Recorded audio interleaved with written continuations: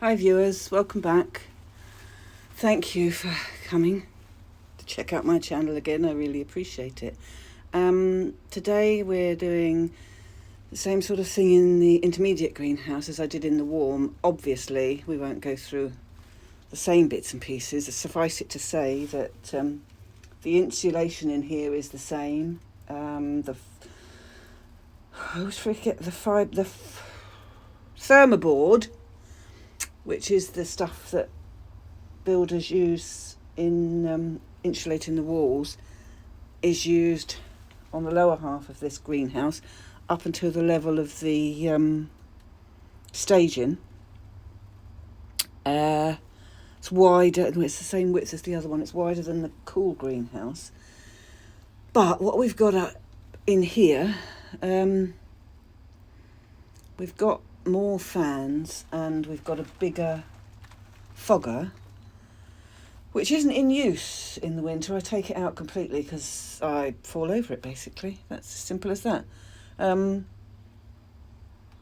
The humidity in this weather that we have holds our own, and there are times when I have to put a dehumidifier out here because I can't control the 100% humidity. Some plants don't like it. We end up with soot deposits and all sorts, so we have to get the humidity down.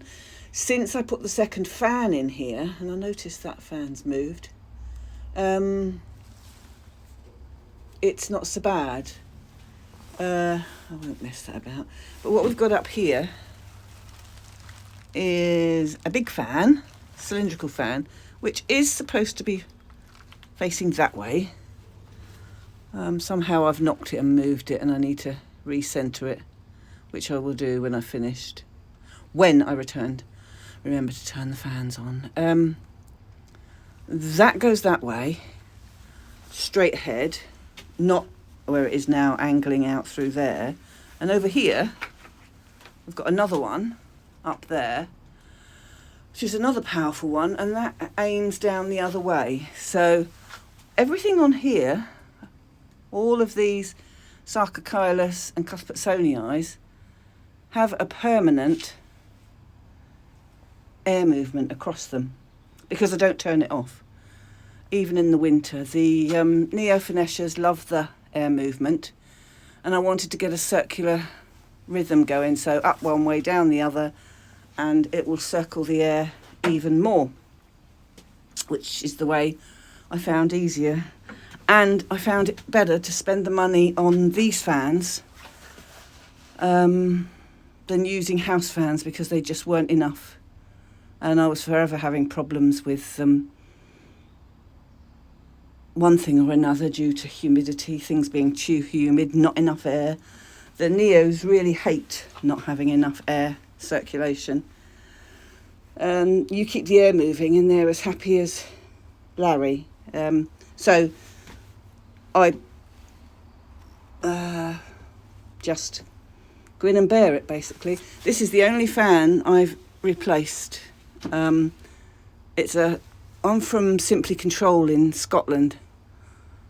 More money than I wanted to pay for it, but it does the job, and the other one had lasted 10 years. So in my book, I got value for money with that.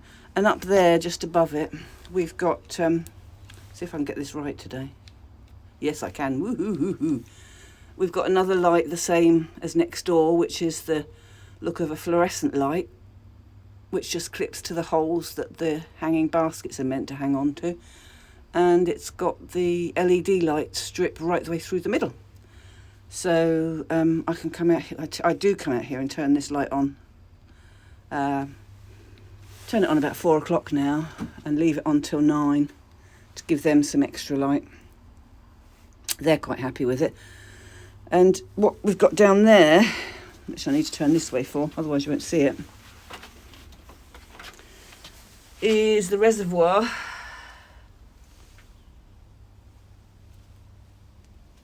for the water for the fogger. And this is the pipe that connects into the fogger. It's fitted into there, fitted in there, comes out, and this bit obviously when it comes out of there, and the water the container's got to, I haven't got a water butt anywhere near the greenhouse. It's there over the side, either side of the perimeter. And there's nowhere for a water butt to go, either inside the greenhouse or outside the greenhouse. It's further away, so I can't connect one of those to it. So I've got a 42 litre container down there because it powers it out in this one when it needs to. And the bottom door there,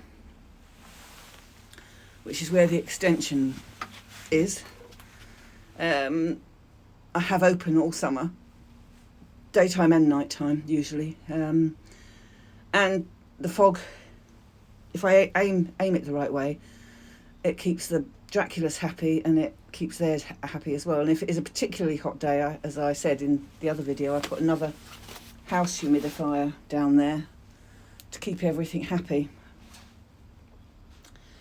It's cluttered. I'm always cluttered. I collect so much rubbish. I have a clear out now and again, but then I come back and there's some more. So we live with it. But the fogger connects to its own hygrostat, which is plugged in to the electrics, which are over behind. You can see the green thermostat, which the heater is plugged into there.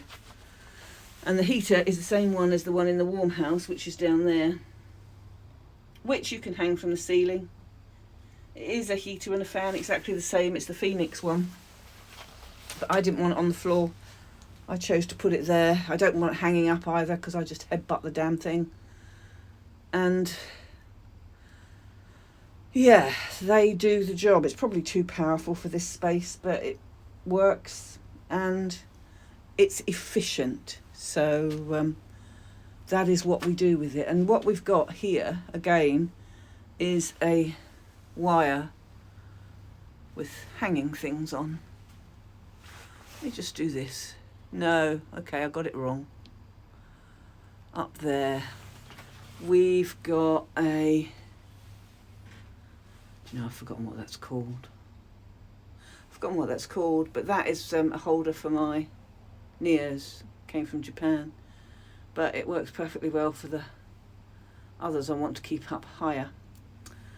And up in that basket up there is a Sarcochilus hybrid that came from Graham, member of the Wessex that passed away, that I tried to rescue. Well, I'm rescuing. I took it out of its pot. It was root bound and I had to cut it through in the end because it couldn't be separated. It had been so long. And I've saved the best bits and put them all up there. And there's roots growing, so it's perfectly happy. And we can see up here, Saulii, first flower's gone. There, more to open. That one's gone. More still to come. So he's doing all right. And I've got 6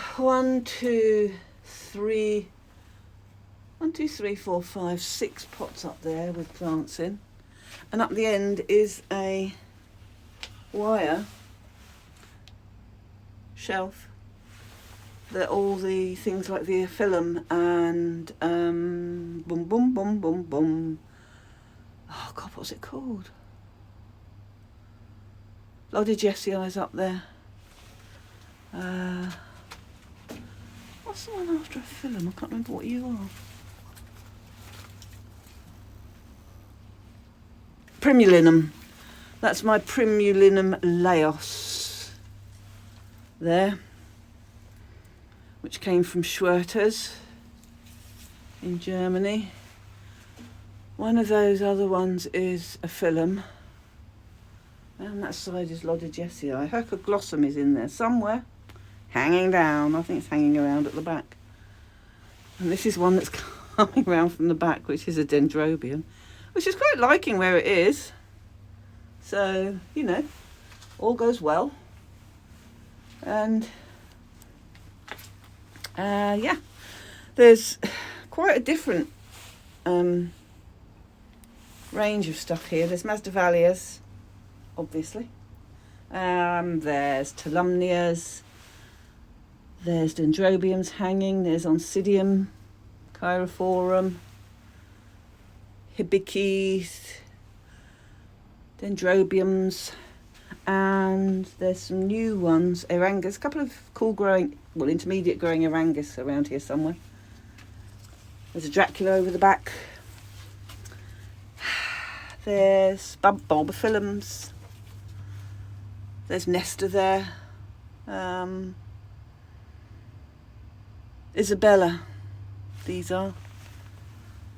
Got hold of them, and then I've bought a different one because I wanted to try them, and this had a flower on it recently. It was beautiful. But they all grow, even the Tolumnias, because I grow some Tolumnias in the warm house and some in here. And these are all on, ones in here are all on, nearly all on terracotta. Oh, I think I need to tie you up, don't I? You've got a flippity flop going on. I need to tie you up a bit. Oh, and we have, look at that. Didn't notice that this morning. A flower spike on super red. Giracphlia super red, that's nice.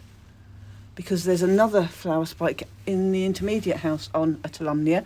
Oh my goodness, look at this, flower spikes everywhere. Tolumnia Magic has got a flower spike. These are the ones I put on here last year.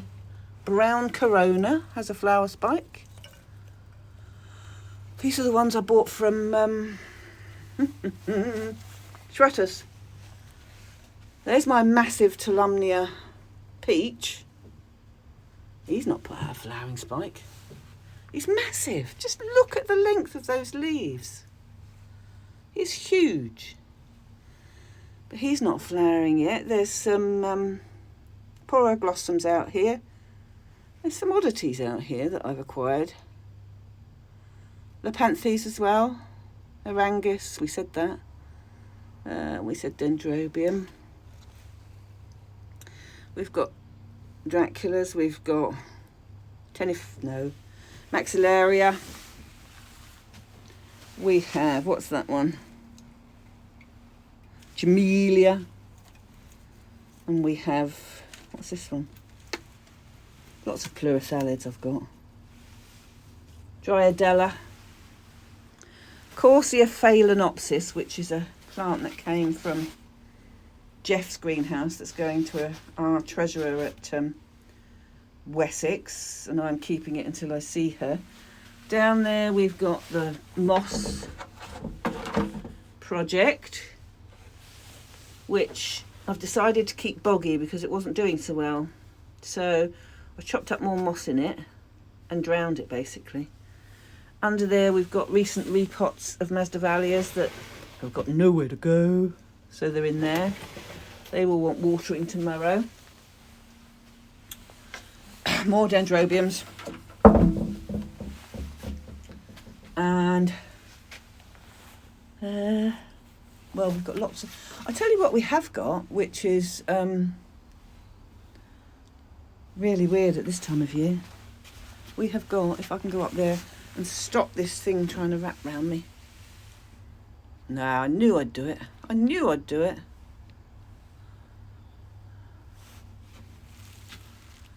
There you go. I counted, and it's January. Bear in mind these showed themselves before the 1st of January. I've got 23 flower spikes already on Sarcochilus, which is just crazy because it's not supposed to flower till the spring. So they're obviously snug as a bug in here. There's another one.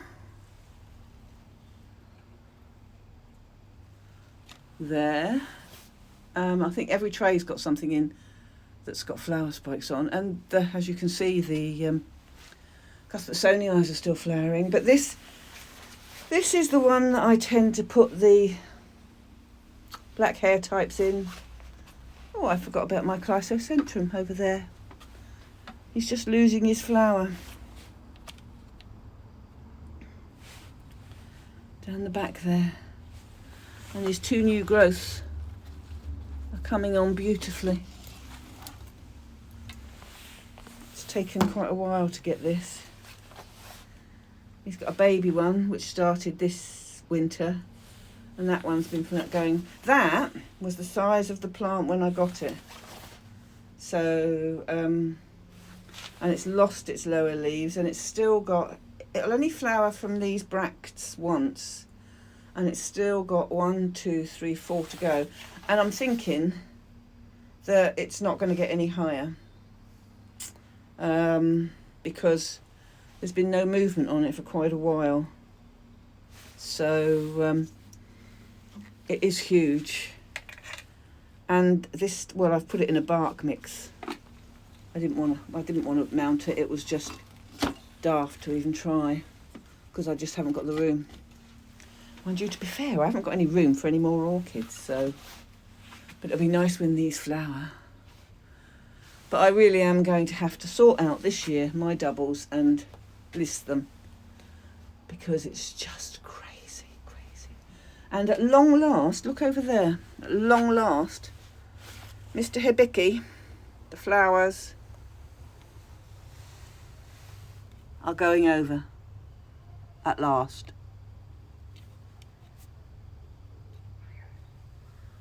So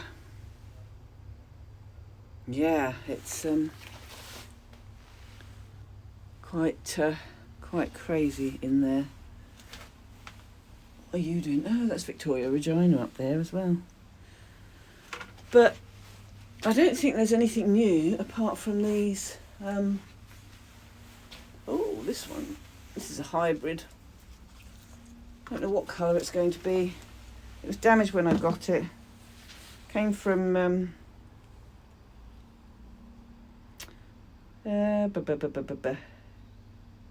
Spiceotic. So it'll be interesting to see what they're like. And now it's got 2 flower spikes on it. They do like being up there though. They really do. They like the light. And the only way I can get dendrobiums near the light in here is to put them... Nope, wrong way. Is to hang them on that grill up there, which is where they stay. Arantiflamium is round there as well, around the other side of there. Here's another hibiki. Nope, wrong way. Still got flowers.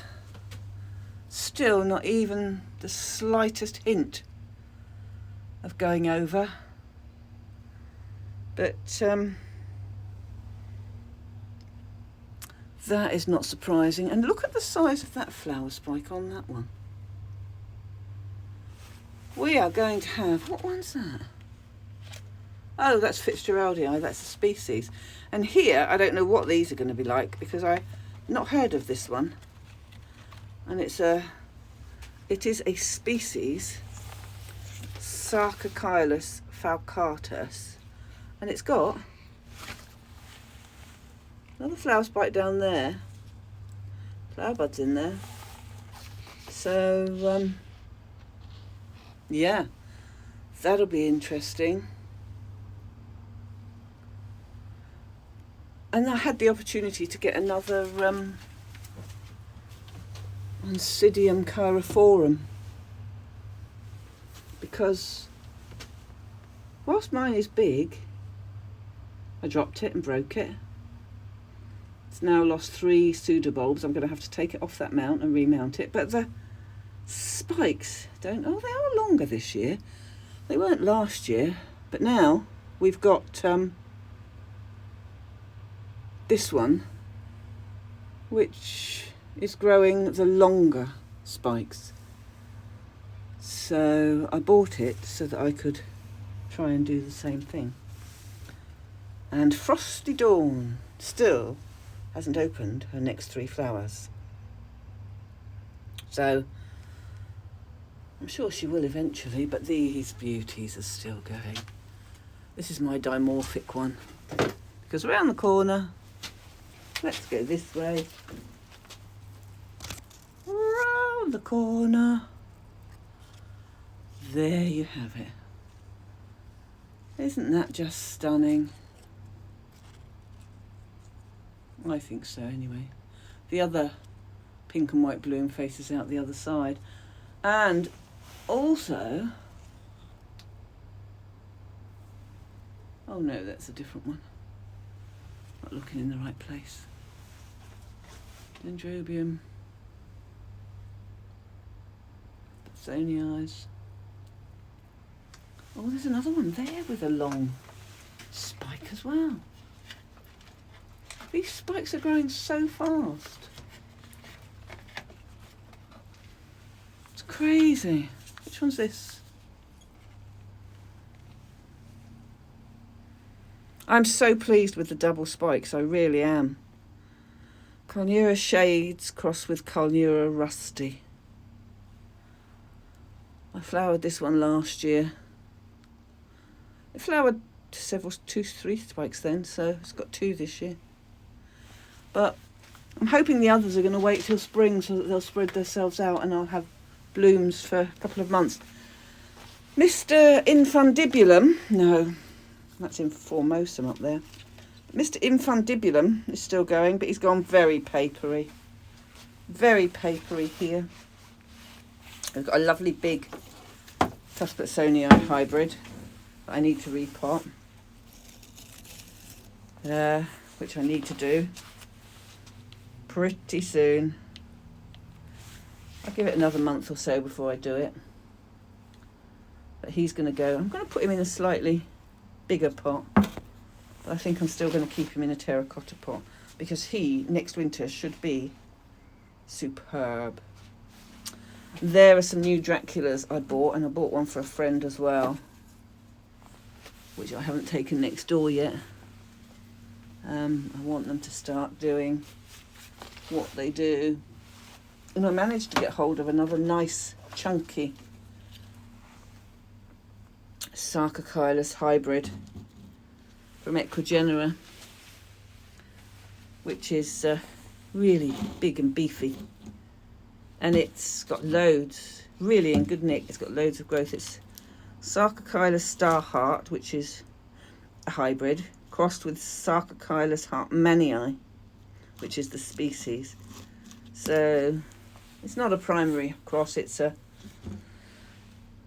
several way cross, because I don't know even, I'm pretty sure Fitzhart is a primary cross, so it's a primary cross back to a species. Either way, it makes it a hybrid. So I tell you what we have got, which I can't wait to show you, but it's not, let me get this out. It's not, I looked up the notes on it this morning to see when it's supposed to flower. And it isn't supposed to be flowering at this time of year. Looks like one flower's aborted. But it's another one that's going to be up there with Aurantiflamium and Unicum and the like.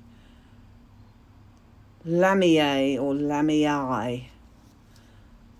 It's bright orange. It's up there with Dickersonii as well. So he's just been sitting there bald as a coot. No, still got no leaves, but it grows off of the leafless bulbs. So, and off of that one leafless bulb, there's 1, 2, 3, 4, 5, 6 buds, but one is aborting. And then there's 2 off of that tiny one. So that wasn't expected, I have to say. But Bobby, wait for this to open is all I'll say, because this will be another one that you want. It is superb. And I missed it. I didn't even see it. Notice it was flowering until yesterday. So, or Friday, I think it was. So that's good. And on that note, I'm going back in now. And try and get this sorted later, if not tomorrow, because this week I haven't had a chance to do anything. I've had a poorly dog. My megaesophagus dog, he has been really ill since Sunday. And Monday, I didn't even think I'd have him for much longer. But he finally bounced back on Thursday. And if I wasn't grey already, I'd certainly have turned grey this week. But we have him back. He's back on top form, which is demanding and up to mischief. So I don't know. I don't know how many of these major dives we'll have to do, but we'll do them. I'll do what's necessary until he's not happy anymore. When he's not happy, he will tell me. I know he will. So there you go. But I've done nothing this week. This video was supposed to have been done last weekend and it didn't get done. And I've got another one with flowering stuff on that I haven't processed yet, which was taken before. But I'll do it, and I'll do it this week and catch up. I still can't get over looking over there. How big that Tulumnia is. Why is it that big? It's enormous. I am so lucky to have got one that size. I really am. And on that note, take care, people. Hopefully now these vaccines have started, life should get a bit easier in a couple of months. We're back to the vets tomorrow. So, but I know she'll be happy with him. So, luckily, I worked there for 21 years and I have his own vet on speed dial on my phone because she's a friend. And whenever there's a problem, I know I can ring her. I don't have to go through the service. So, I'm very lucky in that respect to have that sort of backup. And he loves her as well. He goes trotting in the surgery with her, leaves me behind because we're not allowed to go in now. We're on lockdown. They have to take the dogs in. But yeah, he is a good boy so long as I stay there and don't desert him. Then he becomes a baby. So what can you do with them? I wouldn't have it any other way really, but I've never had one that's had an illness like this, and it is really, really hard. Really hard to deal with all the time. And you are dealing with all the time. It's not as if they could have surgery and you can fix it and make it better. They can't make this better, not with anything. We just have to manage it. But he's okay now. I didn't think he would be last week, but he is. So hopefully we'll be back on track until our next disaster strikes, but we take it in our stride. And there you go. I'm going to turn these fans back on. I hope you're having a good weekend. I hope you're staying safe, and I hope you're still managing to keep in touch with loved ones, be it virtually or otherwise. We're all missing them, but there are other people that probably are worse off than a lot of us who live in high-rise flats. I'm thankful for my greenhouse. It keeps me sane. My dog walk and my greenhouse keeps me sane. So that, I'd say, is a good thing. So on that note, I'll love you and leave you. Thank you for watching. If you haven't subscribed, please do, and I'll see you on the next one. Bye-bye now.